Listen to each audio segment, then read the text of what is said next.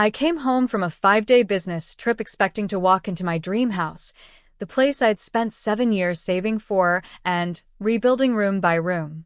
Instead, I found strangers measuring the living room and my parents standing proudly on the front porch.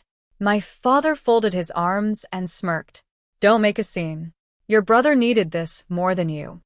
Then my younger brother stepped outside wearing designer sunglasses and bragging about a luxury vacation he had just booked.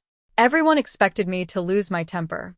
Instead, I smiled, because inside my briefcase was a folder, and it changed everything. For most of my life, my younger brother, Kyle, never faced consequences. If he overspent, my parents rescued him. If he quit another job, they blamed his boss. If he made a bad decision, somehow the world was unfair to him. Meanwhile, I worked, saved, and built everything I owned from the ground up. 7 years earlier, I had bought my dream house. It wasn't a mansion, but it was mine. Every payment, every renovation, every improvement came from my own effort. I was proud of it. A week before my business trip, my parents asked for a favor. They claimed a contractor needed access to inspect a plumbing issue while I was away.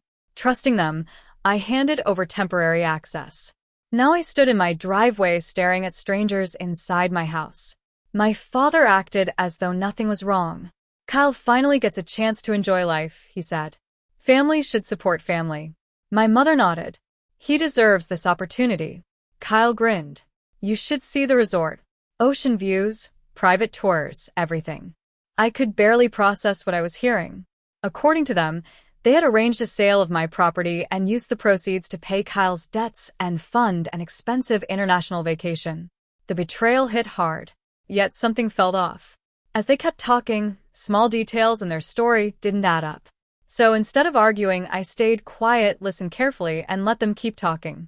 As my parents continued congratulating themselves, I started noticing something strange. The more they talked, the more obvious it became that they didn't actually understand what they had sold.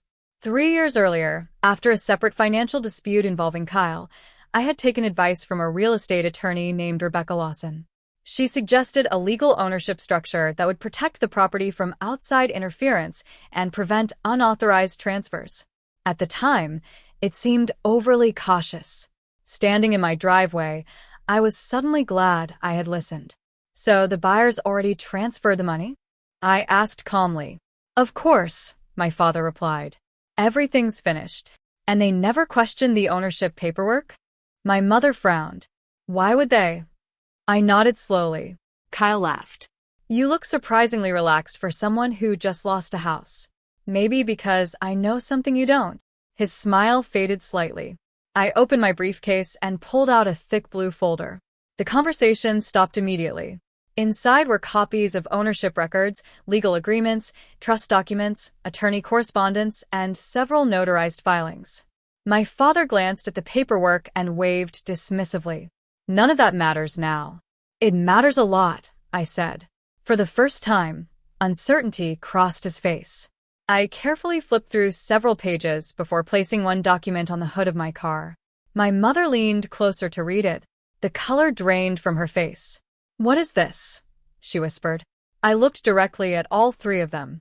Then I delivered the sentence that changed everything.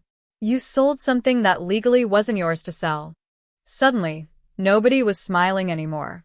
My father stared at the document for several seconds before forcing a laugh. "This is ridiculous," he said. "The house was in your name. We signed the paperwork. The buyers paid. End of story." Before I could answer, a black SUV pulled into the driveway. 2 people stepped out.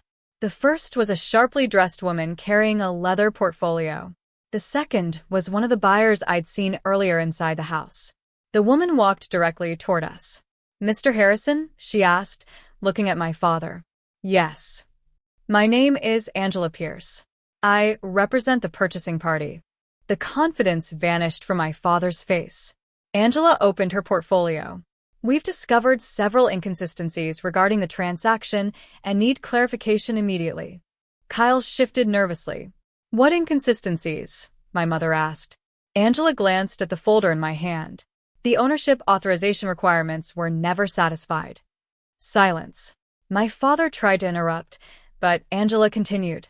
Several signatures required under the property's legal structure are missing. Without them, the transfer cannot be completed as represented. The buyer looked furious. Are you telling me this sale may not be valid? That's exactly what I'm saying, Angela replied. I calmly handed over copies of the documents. She reviewed them for less than a minute. Then she nodded. These records confirm the issue. Kyle's face turned pale. What happens now? He asked. Angela closed the folder. A formal review begins today. If these documents are accurate, the transaction may be invalid, and all transferred funds could be subject to recovery. For the first time since I arrived home, my father looked genuinely afraid. And the real consequences were only beginning. The following weeks were a disaster for everyone except me. The buyers immediately launched a formal effort to recover their money. Attorneys became involved. Financial records were reviewed. Every conversation my parents had tried to avoid suddenly became impossible to escape. My father insisted he had only been helping Kyle. My mother claimed she genuinely believed everything had been arranged correctly. Kyle blamed everyone except himself. I already paid for the trip, he complained repeatedly. How was I supposed to know there was a problem? For once, nobody rushed to protect him. The investigation moved quickly. The ownership structure Rebecca had created years earlier performed exactly as intended.